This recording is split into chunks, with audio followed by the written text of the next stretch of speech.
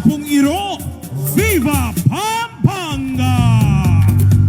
Pasok sa top 6 national costume ng Miss Universe Philippines 2026 si MUPh Pampanga Allyson Hetland.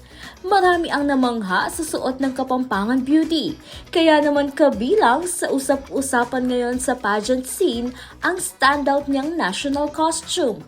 Hindi lang basta ganda ang ipinakita ni Allyson, kundi full-on storytelling din ang peg ng Kapampangan bet.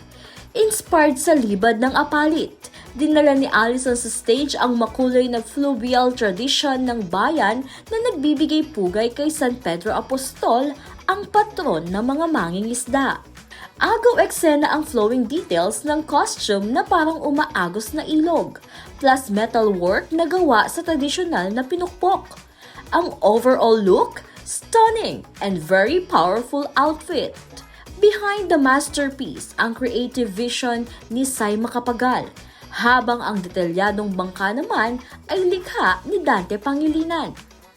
Aside sa kanyang costume, nagdagdag din ng kinang ang parol-inspired accessories na sumisimbolo sa unity at festive spirit ng Giant Lantern Festival ng City of San Fernando, Pampanga. Samantala, bukod kay Allyson, kabilang din sa top 6 sina Miss Universe Philippines Tacloban City, Iloilo Province, Negros Occidental, Baguio City at Pangasinan. Ginanap ang National Costume Competition ng pageant sa Urdaneta City, Pangasinan nitong Huwebes, April 16. At yan po ang ating Chika Express. Ako po si Danny Gagino para sa CLTV 36 News.